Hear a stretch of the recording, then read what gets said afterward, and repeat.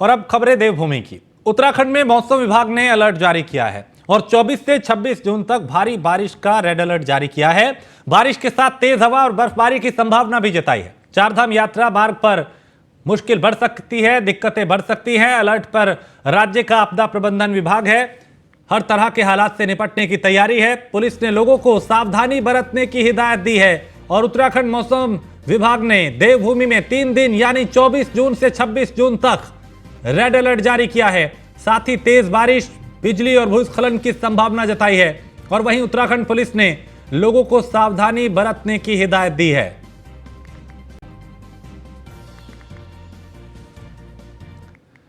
उत्तराखंड में साल 2016 के बहुचर्चित स्टिंग ऑपरेशन मामले में एक बार फिर से सीबीआई एक्टिव हो गई है और सीबीआई ने बहुचर्चित स्टिंग ऑपरेशन मामले में 4 नेताओं को नोटिस जारी किया है। इन नेताओं में पूर्व मुख्यमंत्री हरीश रावत, हरक सिंह रावत, मदन सिंह बिष्ट और खानपुर विधायक उमेश कुमार का नाम शामिल है।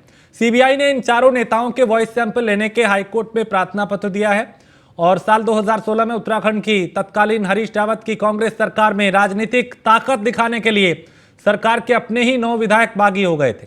इन विधायकों में विजय बहुगुणा, हरक सिंह रावत, कुंवर प्रणव सिंह चैंपियन, शैला रानी, उमेश शर्मा, शैलेश मोहन, शैलेंद्र मोहन और अमृत रावत, सुबोध उनियाल, प्रदीप बत्रा शामिल थे।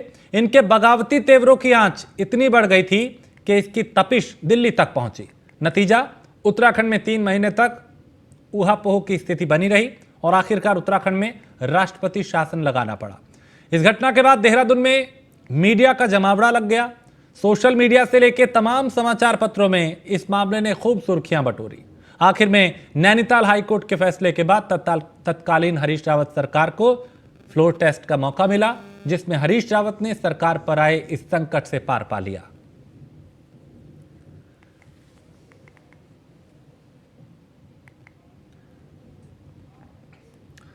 तो साल 2016 में विधायकों की खरीद फरोख्त को लेकर शुरू हुई सीबीआई जांच का नोटिस चर्चाओं में आने के बाद निर्दलीय विधायक उमेश कुमार ने इसे ऐसे किसी नोटिस के उन्हें नहीं मिलने की बात कही है। उन्होंने साफ किया है कि अब तक उन्हें कोई नोटिस नहीं मिला है और नोटिस मिलने पे न्यायालय के आदेश का पालन करते हुए संबंधित नोटिस का जवाब देंगे।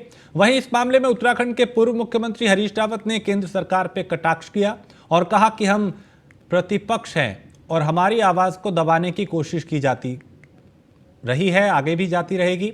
हालांकि उन्होंने ये भी साफ किया कि वो किसी जांच एजेंसी से डरने वाले नहीं हैं और जांच में पूरा सहयोग करेंगे। हरीश रावत ने कहा अभी तक उन्हें कोई नोटिस नहीं मिला और नोटिस मिलने के बाद ही कार्रवाई की जाएगी। इस मामले में बीजेपी ने कहा कि न्यायालय में मामला चल रहा है, ये कानूनी प्रक्रिया है और कानून अपना काम कर रहा है। बीजेपी के प्रदेश मीडिया प्रभारी मनवीर चौहान ने कहा कि स्टिंग में उत्तराखंड को लुटाने और आंख बंद करने की बात कही गई है और इसमें दूध का दूध, पानी का पानी होना चाहिए और कानून अपना काम कर रहा है।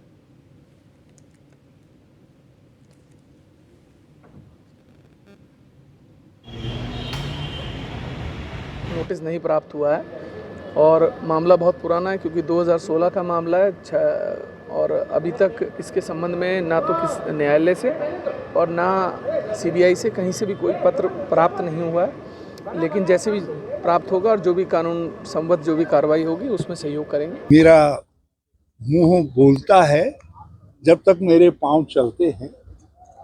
हमारे दोस्त हमको पूछते रहेंगे और हम प्रतिपक्ष हैं। हम जानते हैं कि हमारी आवाज को दबाने की कोशिश होगी, मगर इसके बावजूद भी क्योंकि किसी जांच एजेंसी से हमारा कोई बैर नहीं है। ये कानूनी प्रक्रिया है और कानून अपना काम कर रहा है, लेकिन निश्चित रूप से ये जिस प्रकार से उत्तराखंड को लूटने के लिए एक पूरी तरह से खुलेआम जो है दुकान खोल दी गई थी और खुलेआम कहा जा रहा है कि मैं आंख बंद कर दूंगा, ये कर दूंगा, सो करो। तुम ये जिस तरह से अपनी सरकार को बचाने के लिए वो इस तरह से कृत्य को अंजाम दे रहे थे, तो उसका दूध का दूध, पानी का पानी होना चाहिए। तो मुझे कोई नोटिस नहीं प्राप्त हुआ है। और हरिद्वार के रुड़की के बेलड़ा गांव में युवक की मौत के बाद हुए बवाल के बाद अब भी हालात सामान्य नहीं हुए हैं, लेकिन इस मामले में राजनीति भी खूब हो रही है। अब तक विपक्ष के कई नेता गांव में जाकर पीड़ित परिवार से मिल चुके हैं, जबकि कांग्रेस का प्रतिनिधिमंडल भी इस मामले में गांव का दौरा कर चुका है। गांव में पीड़ित परिवारों से मिलने के बाद, यानी पीड़ित परिवार है उससे मिलने के बाद कांग्रेस नेताओं ने इस मामले में शुक्रवार को मुख्यमंत्री पुष्कर सिंह धामी से मुलाकात की और मामले में निष्पक्ष जांच की मांग की। वहीं इस घटना के बाद पहली बार मुख्यमंत्री ने डीएम और एसएसपी दोनों को तलब किया। कांग्रेस के प्रतिनिधिमंडल में पूर्व मुख्यमंत्री हरीश रावत, नेता प्रतिपक्ष यशपाल आर्य, कांग्रेस के प्रदेश अध्यक्ष करण माहरा और कई दूसरे लोग शामिल थे।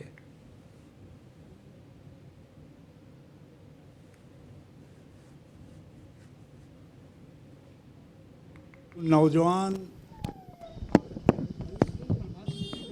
जिस पिता ने अपना बेटा खोया, जिस बेटी ने अपना पति खोया, हम उनकी अर्जी लेकर के, उनकी प्रार्थना लेकर के पूरी कांग्रेस मुख्यमंत्री के पास आई और हमने कहा कि इन्होंने जो बिंदु इसमें रखे हैं, ये बिंदु वास्तविकता को दर्शाते हैं। 11 जून को बेलड़ा में एक दलित परिवार के युवक की हत्या हो जाती है और पीड़ित परिवार लगातार गुहार करता है एफआईआर दर्ज करने के लिए, लेकिन एफआईआर दर्ज नहीं होती है। जबकि उसके माँ, उसके पिताजी, उसकी पत्नी, उसके भाई सब ने थाने में लगातार इस बात के लिए कहते रहे कि हमारी तरफ से अभियुक्तों के खिलाफ, आरोपियों के खिलाफ 302 का मुकदमा कायम होना चाहिए। दुर्भाग्यपूर्ण और चिंता का विषय है कि सबसे पहले तो आपसी सौहार्द बने रहना चाहिए। अगर गांव में इस तरह से इतनी बड़ी घटना होगी और उसके बाद आज तक हालात सामान्य नहीं हुए तो चिंता का विषय है। इसी विषय में हम आज माननीय मुख्यमंत्री जी से मिले थे, क्योंकि मैं खुद घटना की जानकारी लेने के लिए 13 तारीख को वहाँ गई, गांव में गई। सारे मैंने जब महिलाओं की पीड़ा सुनी, मृतक के पिता सुरेश के साथ जिस तरह से पुलिस ने लाठीचार्ज उस पर भी किया, छोटे छोटे बच्चों पे किया और महिलाओं के भी ऐसी जगह प्राइवेट पार्ट्स पे भी चोट मारी। उत्तराखंड में दिसंबर में इन्वेस्टर समिट आयोजित हो सकता है और जैसे ही प्रधानमंत्री मोदी के इन्वेस्टर समिट में आने का समय तय होगा, वैसे ही इसकी तारीख का ऐलान हो जाएगा। उत्तराखंड की दूसरी इन्वेस्टर समिट में यूरोप की आर्थिक मंदी का फायदा उठाने की कोशिश होगी। इसके लिए सिंगापुर और दुबई के इन्वेस्टर्स को लुभाने की तैयारी है।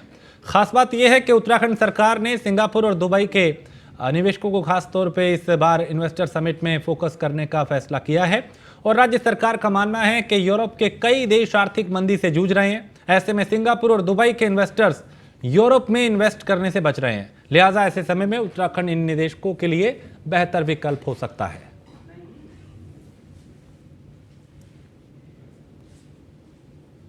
डिसीजन लिया हुआ है कि दिसंबर के सेकेंड वीक में हम लोग इन्वेस्टर समिट को करेंगे और इसमें चूँकि माननीय प्रधानमंत्री जी से अनुरोध कर रहे हैं कि उनकी सुविधा अनुसार तिथि हमें मिल जाए, तो इसलिए तिथि को हमने थोड़ा सा फ्लेक्सिबल रखा हुआ है। और हमारी जो जितने रोड शोज़ होनी है, तो रोड शोज़ हम विद इन द कंट्री 5 या 6 करेंगे और outside the country 2 road shows करेंगे। ये रोड शोज़ हम लोग जुलाई के सेकेंड वीक से प्रारंभ करना चाह रहे हैं, उसके लिए तैयारियां हम लोग कर रहे हैं। अभी दुबई और सिंगापुर 2 ही जगह किया गया है, क्योंकि 2 जगह पे इन्वेस्टर्स काफ़ी ज़्यादा मात्रा में है। और यूरोप वगैरह हमने इसलिए नहीं रखा कि यूरोप में अभी उतना अच्छा नहीं चल रहा है, कुछ कंट्रीज़ में तो रिसेशन भी चल रहा है। इसलिए दुबई इसलिए है कि हमारी मिडिल ईस्ट में काफ़ी ज़्यादा HNIs हैं जो अपने इन्वेस्टमेंट को डाइवर्सिफाई करना चाहते हैं।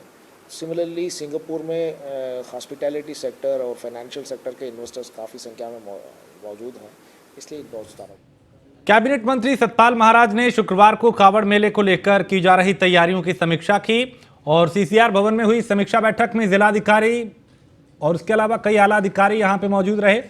पर्यटन मंत्री ने एक एक मुद्दे पर अधिकारियों से जानकारी लेकर जरूरी दिशा निर्देश दिए। उन्होंने आने वाले कावड़ियों पर पुष्प वर्षा करने के लिए भी कहा और केदारनाथ को लेकर हुए विवाद पे सतपाल महाराज ने कहा कि उनको लेकर कमेटी बनाई है, उस कमेटी में टेक्निकल लोगों को भी रखा गया है। जांच की जो आख्या होगी, जो निर्णय होगा उस पर कार्रवाई करेंगे। आज कावड़ को लेकर के समीक्षा बैठक हुई है, इसमें पूरी तैयारियां हैं और इसमें जो ट्रैफिक प्लान की स्थिति हमने उसकी जानकारी प्राप्त की और यात्रियों के ठहरने और पार्किंग की स्थिति के बारे में जानकारी प्राप्त की। जो क्षतिग्रस्त रोड हैं उनकी मरम्मत हो रही है और डामरीकरण हो रहा है, कार्य तेजी से चल रहे हैं। इसके साथ साथ कावड़ियों की सुरक्षा की दृष्टि से भी हम लोगों ने जायजा लिया है, जगह जगह कैंप बनेंगे और लोगों की जो है व्यवस्था होगी। इसके साथ साथ मैंने आदेश दिए हैं कि हेलीकॉप्टर से जो है कांवड़ियों पर पुष्प वर्षा की जाए। जो कांवड़ी यहाँ आते हैं वो भगवान शंकर के भक्त होते हैं, उनका अभिवादन करना, सत्कार करना हमारा। और कांवड़ मेले में कांवड़ियों की सुविधा के लिए इस बार QR कोड की व्यवस्था की गई है। कांवड़िये QR के माध्यम से ट्रैफिक प्लान और मेला क्षेत्र का मैप जान सकेंगे। इस QR कोड को हरिद्वार में आने वाले सभी बॉर्डर पे बांटा जाएगा। इसके अलावा हरिद्वार से सटे अन्य जिलों को भी इस कोड को मुहैया कराया जाएगा ताकि हरिद्वार आने वाले कांवड़ियों को पार्किंग से लेकर मेला क्षेत्र और रूट प्लान की जानकारी आसानी से यहां पे मिल सके। इसको लेकर SSP ने भी कहा कि हम पूरी तरह से तैयार हैं, पिछली बार से ज्यादा कांवड़िये आ सकते हैं और उसको लेकर हमारी उसी प्रकार की तैयारियां हैं। संख्या में लोग आ रहे हैं, सबकी चेकिंग तो पॉसिबल नहीं, लेकिन रैंडम चेकिंग होती है। और खासकर जो कांवड़ की गाड़ियां आ रही हैं, जो यहाँ पर आके फिर सस्ते हैं कांवड़ बनाते हैं, डाक कांवड़, उनको भी रैंडम चेक करने का प्रावधान रखा गया। एक हेल्प करने के लिए उनको QR कोड का 10 लाख पैम्पलेट बांटने के लिए हमने विभिन्न प्रदेशों में भेजा। साथ ही साथ बॉर्डर भी रखेंगे, जिसको स्कैन करने के बाद तत्काल उनको रियल टाइम पर पार्किंग की स्थिति, कहाँ उनकी पार्किंग है, बड़ी गाड़ियों की पार्किंग कहाँ पर है, छोटी गाड़ियों की पार्किंग कहाँ पर है, मोटरसाइकिल कहाँ पार्क होंगी, वो उनको रियल टाइम बेसिस पर मिलेगा। पार्किंग की स्थिति भी मिलेगी। साथ ही साथ गूगल मैप के थ्रू वो स्कैन करने के बाद वहां पहुंच भी सकते हैं। वापसी का रास्ता क्या रहेगा, जिससे कोई कंफ्यूजन ना हो, कोई डाइवर्जन है कहीं पर, तो वो भी उनको समय टू समय उस QR कोड से अगर स्कैन करने के बाद रियल टाइम बेसिस पर उनको उपलब्ध होगा। और बीजेपी मसूरी मंडल ने डॉक्टर श्यामा प्रसाद मुखर्जी की पुण्यतिथि पे मसूरी के एक होटल के सभागार में आयोजित कार्यक्रम में बीजेपी कार्यकर्ताओं ने डॉक्टर श्यामा प्रसाद मुखर्जी के चित्र पे पुष्प अर्पित कर उन्हें श्रद्धांजलि दी और उनके जीवन पे प्रकाश डाला, उन्हें याद किया। इस मौके पे बीजेपी मसूरी मंडल के पूर्व अध्यक्ष मोहन पेटवाल ने कहा कि श्यामा प्रसाद मुखर्जी ने देश की एकता व अखंडता के लिए कभी समझौता नहीं किया। उन्होंने कहा कि प्रधानमंत्री मोदी ने श्यामा प्रसाद मुखर्जी के सपने को साकार किया है। डॉक्टर श्यामा प्रसाद मुखर्जी जिन्होंने जो है अपनी पढ़ाई के बाद जो है राजनीति में आए और उसके बाद उन्होंने जो है भारतीय जनसंघ का 1951 में गठन किया, वो संस्थापक अध्यक्ष भी रहे। और उसके बाद जो है जो उन्होंने एक नारा दिया था कि एक देश में 2 निशान और 2 विधान और 2 प्रधान नहीं होने चाहिए, तो निश्चित ही उनकी लड़ाई को जो वर्तमान केंद्र की सरकार है उन्होंने जो है सच्चे रूप में उनको श्रद्धांजलि देते हुए 370 को जो है ख़त्म किया है। और यही नहीं, उनका कहना था कि जो राष्ट्र हित हैं वो सर्वोच्च रहने चाहिए और धर्म के आधार पर लोगों को नहीं बांटा जाना चाहिए। उन्हीं के पद चिन्ह पर चलकर आज भारतीय जनता पार्टी, आपने देखा होगा कि जो चाहे राज्य में हो चाहे केंद्र में हो, उनके द्वारा जो है कार्य किए जा रहे हैं। और श्यामा प्रसाद मुखर्जी को आज जो है भारतीय जनता पार्टी के मसूरी मंडल द्वारा यहाँ पे श्रद्धांजलि दी गई है। सनातन धर्म के लोगों की आस्था व धार्मिक भावनाओं को आघात पहुंचाने के लिए यानी आघात पहुंचाने का आरोप लगाते हुए फिल्म आदिपुरुष के खिलाफ अल्मोड़ा कोतवाली में FIR दर्ज करने के लिए पूर्व दर्जा मंत्री बिट्टू कर्नाटक ने तहरीर दी है। और तहरीर में कहा गया है कि आदिपुरुष फिल्म में रामायण का अपमान किया है, इसमें सनातन धर्म के लोगों की भावनाएं आहत हुई हैं।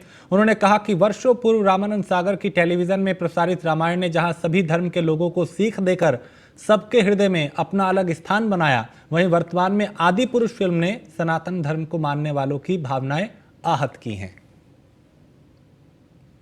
एक फिल्म आई है आदिपुरुष, जिसमें हमारे रामायण ग्रंथ, महाग्रंथ का अपमान किया है, जिसमें मर्यादा पुरुषोत्तम भगवान श्री राम से लेकर जो हमारे नायक हैं, जो हमारे आराध्य हैं, माता सीता, हनुमान जी और उसके खलनायक जिसे माना जाता है रावण तक के किरदार को इस तरीके से चित्रण किया गया है, इस तरीके से दिखाया गया है, जो अपने आप में बहुत ही जिसमें हमारा पूरा विरोध है। और इस तरीके से हमारे सनातन धर्म के साथ छेड़छाड़ की जा रही है। कैसा सेंसर बोर्ड है। और गढ़वाल विश्वविद्यालय ने 10 बड़े कॉलेज को डीएफिलेट कर दिया है और जिसके बाद हजारों छात्रों का भविष्य खतरे में पड़ गया है, जिसे लेकर मसूरी MPG कॉलेज में NSUI के छात्रों ने पूर्व छात्र संघ अध्यक्ष के नेतृत्व में कॉलेज के गेट पे राज्य सरकार और उच्च शिक्षा मंत्री डॉक्टर धन सिंह रावत के खिलाफ नारेबाजी की, उनका पुतला फूका और छात्र नेताओं ने राज्य सरकार पे छात्रों के भविष्य से खिलवाड़ करने का आरोप लगाया। विरोध प्रदर्शन किया है, पुतला दहन किया है। केंद्रीय जो हमारे शिक्षा मंत्री है उनका किया है, धन सिंह रावत जी का किया है, जो हमारे शिक्षा मंत्री जी हैं। ये एक नियम लाए हैं कि HNBG से जो जुड़े हुए कॉलेज हैं, 10 कॉलेज हैं, जिसमें DVA, DVS, MPG कॉलेज और अन्य बहुत सारे कॉलेज हैं जो जाने माने कॉलेज हैं, उनको इन्होंने निष्कासित कर दिया गया है HNBC से। पता नहीं इनका आपस में क्या तालमेल चल नहीं रहा है, ठीक से बैठ नहीं पा रहा है। तो उस रंजिश में इन्होंने जो हमारे कॉलेज के छात्र छात्राएं हैं उनके भविष्य के साथ खिलवाड़ करना सही समझा। हरिद्वार में अवैध खनन का काला कारोबार रुकने का नाम नहीं ले रहा। गुरुवार देर रात अवैध खनन की सूचना मिलने पर खनन अधिकारी के नेतृत्व में भोगपुर, टाडा, भागमल और कई दूसरे इलाकों में तलाशी अभियान चलाया गया, जिसके बाद खनन कारोबारियों में हड़कंप मच गया। मौके पर खनन विभाग की टीम ने 2 ट्रैक्टर खनिज RBM के भरे पकड़े और कई ट्रैक्टर चालक ट्रैक्टर छोड़कर फरार हो गए, कई ट्रैक्टर लेकर फरार हो गए। कल रात को हमें भोगपुर क्षेत्र में अवैध खनन होने की संभावना के दृष्टिगत शिकायत प्राप्त हुई थी। हमारे द्वारा रात को 10:30 बजे टीम तैयार करके मौके की ओर रवाना की गई, जिसमें हम स्वयं भी इसमें सम्मिलित थे।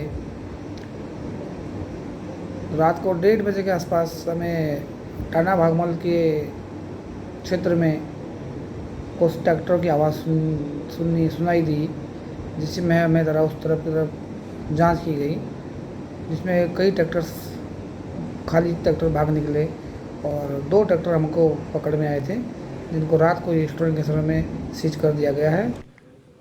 और दुर्घटनाओं को लेकर अक्सर चर्चाओं में रहने वाली जसोदरपुर इंडस्ट्री एरिया में फिर आज एक श्रमिक की मौत हो गई और स्टील फैक्ट्री धनवर्षा में काम कर रहा मजदूर मशीन की चपेट में आ गया। दूसरे मजदूरों के द्वारा मशीन को बंद कर घायल श्रमिक को बेस अस्पताल लाया गया, जहां डॉक्टर ने उसे मृत घोषित कर दिया। सूचना पर पहुंची पुलिस ने शव को कब्जे में लेकर पोस्टमार्टम के लिए भेजा।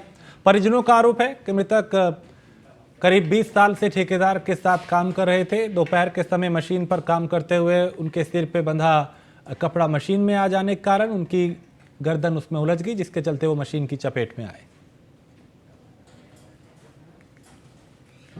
जिनकी जो सुबह अपने घर से फैक्ट्री में गए हैं, किशनपुरी फैक्ट्री जो सदरपुर में फैक्ट्री में काम करते थे, 20 सालों से ठेकेदार के साथ में काम करते हुए आ रहे हैं। और आज जो सुबह जब वो फैक्ट्री में गए, उनकी अभी तक जब उनकी सर में चुन्नी बांधी हुई थी और चुन्नी बांधने के बाद उनका फैन बेल्ट पे उनको चुन्नी लिपट गई और लिपटने के बाद उनकी चुन्नी पे उनका गला फंस गया और उनके सर पे और आंखों पे भी चोट आई हुई है। ये अभी उनका पोस्टमार्टम कराया जा रहा है। इस टाइम तो अभी तक तो मालिक कोई मौजूद नहीं आया है। बोल रहे हैं कि रुड़की से मालिक आ रहा है, ये बता रहे हैं कि अभी रुड़की से मालिक आ रहा है, मालिक अभी तक तो पहुँचा नहीं। अब मांग यही है कि उसके छोटे छोटे 3 बच्चे हैं, एक 12 साल की लड़की है, एक 10 साल की और एक 1 साल का बेटा है उसका। मेरा कहने का मतलब यही है कि इन तीनों बच्चों के नाम पे 30 लाख रुपए की FD इन बच्चों को दिया जाए। सिद्धार्थगंज पुलिस ने कंपनी के चोरी हुए सामान के साथ 3 लोगों को गिरफ्तार किया है। बीते 21 जून को ट्रांसपोर्ट लखा सिंह ने, यानी जो ट्रांसपोर्टर हैं लखा सिंह, उन्होंने सितारगंज कोतवाली में एक शिकायती पत्र सौंपा था, जिसमें कंटेनर चालक पर सामान गायब करने का आरोप लगाया था। पुलिस ने मामले की जांच के बाद 3 लोगों को गिरफ्तार किया।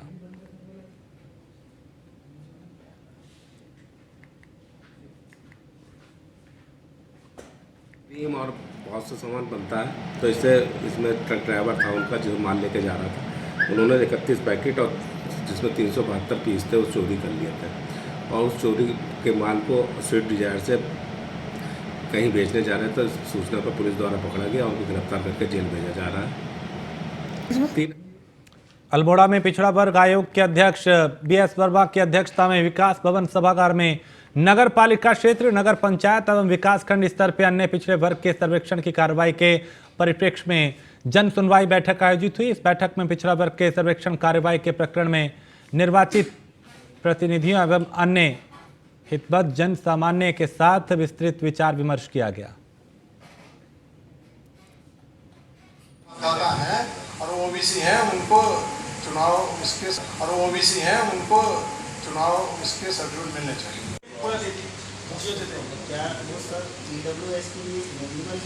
मतदाता है और OBC है उनको चुनाव इसके।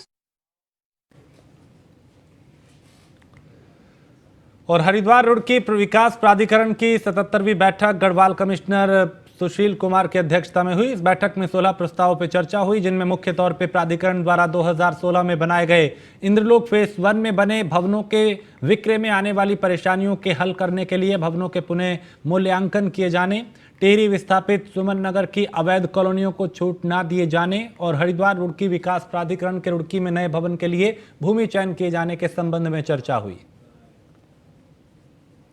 ये दोनों विषय क्योंकि विगत बैठकों में प्राधिकरण के आए थे तो हमने शासन को दोनों को भेजा हुआ है और दोनों पर कार्रवाई अभी शासन स्तर से चल रही है। क्योंकि व्यापारी यहाँ लगातार इन चीज़ों का विरोध कर रहे हैं, लेकिन अभी क्योंकि शासन स्तर पर है वहाँ पर कार्रवाई चल रही है और विचार विमर्श के बाद ही आगे कार्रवाई। और ऋषिकेश शहर की सड़कों पर लगातार बढ़ रहे ट्रैफिक के दबाव को कम करने के लिए सहायक संभागीय परिवहन विभाग ने कमर कस ली है। उम्मीद है कि सबसे पहले मुख्य मार्ग से ई रिक्शा को हटाने की कवायद शुरू होगी, क्योंकि ई रिक्शा के चलते कई तरह की दिक्कतें होती हैं और ई रिक्शा के लिए रूट निर्धारित होने से करीब 2500 ई रिक्शा का दबाव मुख्य मार्ग से कम हो जाएगा। छूटे हुए क्षेत्र हैं जहां कोई भी सार्वजनिक परिवहन के साधन उपलब्ध नहीं है, उस अंतिम छोर के लोगों को भी ये सुविधा प्रदान करेंगे। लेकिन आए दिन में ऐसा देखा जा रहा केवल ये मुख्य मार्गों पर चल रहे हैं, मुख्य मार्ग को छोड़कर जो आंतरिक मार्ग हैं उनमें ये संचालित नहीं हो रहे हैं। इसको देखते हुए आरटीए ने ये कहा कि इनके संबंध में एक एक्शन प्लान बना लिया जाए ताकि इनको उन क्षेत्रों में भी पहुंचाने की व्यवस्था करे परिवहन विभाग जिनमें लोगों को सुविधा की आवश्यकता है। पर उनमें उन्होंने एक डेडलाइन दे दी है कि 31 दिसंबर तक आखिरी जो भी डीजल वाहन हैं वो रिप्लेस किए जाएंगे सीएनजी के रूप में या इलेक्ट्रिक व्हीकल के रूप में। और इसी के साथ इस बुलेटिन में फिलहाल इतना ही। आप बने रहिए न्यूज़ वन इंडिया के साथ।